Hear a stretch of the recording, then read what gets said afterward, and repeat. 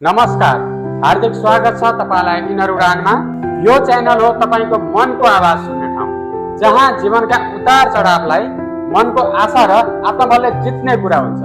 आजको पनि एउटा नयाँ प्रस्तुति लिएर उपस्थित भएका छौँ इनर उडानमा। आजको प्रस्तुति, आजको विषय रहेको छ सम्बन्ध कस्तो बनाउने। सम्बन्ध कस्तो बनाउने भन्ने विषयमा हामी सानो प्रस्तुति लिएर आएका छौँ। आशा छ ध्यानपूर्वक सुनिदिनु हुनेछ भन्ने। सम्बन्ध त सबैसँग बनाइन्छ, तर साँचो सम्बन्ध कसरी बनाइन्छ भन्ने विषयमा हामीले उल्लेख गर्दैछौँ। सुन्नुहोला।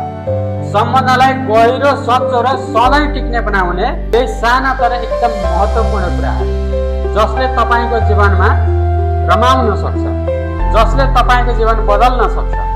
सम्बन्ध बनाउने भनेको फुल राख्ने कुरा होइन हो मित्रहरू। सम्बन्ध बनाउने त्यस्तो कुरा हो जो फुल राख्ने कुरा होइन। हामीले कुनै पनि जल चढाउँदाखेरि जलमाथि फुल राख्छौँ नि, त्यसरी फुल राख्ने कुरा मात्र जस्तो होइन।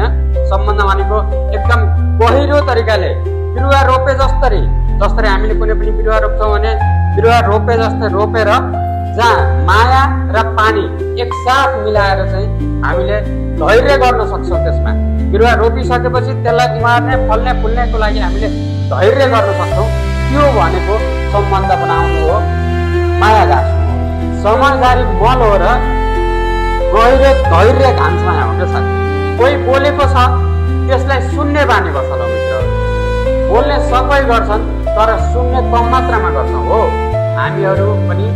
कोही हाम्रो अगाडिको कोही व्यक्ति बोल्नु भएको छ भने त्यो बानी हामीले पनि सुधारौँ, सुन्ने बानी बसालौँ। किनकि धेरै जसो मान्छे बोल्ने मात्रै गर्छन्, बोलेर मात्र हुँदैन मित्रहरू, सुन्ने बानी बसालौँ। सुनेको महसुस भएको सम्बन्धमा मान्छे खुलेर बोल्नु पर्छ। र यो कुरा ध्यान दिनुहोस्, जहाँ खुलापन हुन्छ मान्छेमा त्यहाँ एकदम गहिरो सम्बन्ध हुन्छ के। बुझ्नुभयो नि? हामी एक दुसरालाई बुझ्न सिकाउँ, हामी एक दुसरालाई बदल्न खोजेर हुँदैन। त्यस कारणले बुझ्न सिकौँ, बदल्न नखोजौँ। साँचो सम्बन्ध त्यहाँ हुन्छ जहाँ म तिमीलाई यस्तो देख्न चाहन्छु होइन, म तिमीलाई तिमी जस्तै माया गर्छु भन्ने भावना हुन्छ। रिसको जवाब मौनताले होइन, चुप बसेर होइन साथीहरू, मायाले दिनुपर्छ।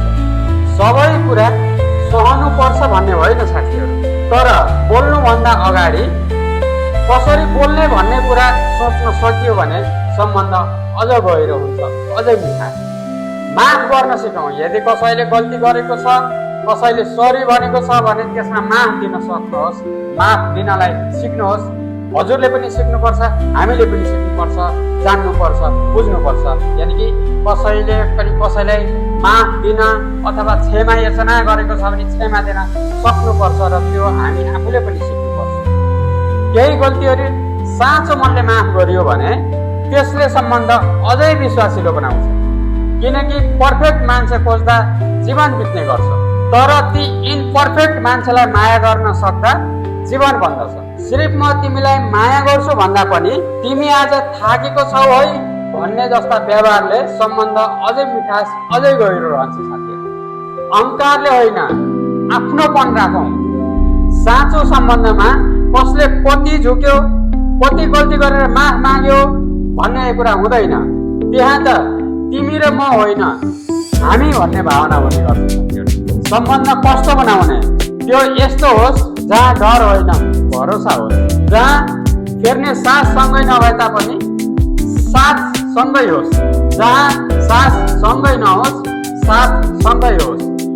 किनकि हामीले अन्त्यमा कसैले दिएका शब्दभन्दा दिएका भावना सम्झिने हो साथी, र त्यो भावना साँचो सम्बन्धको आत्मा हो।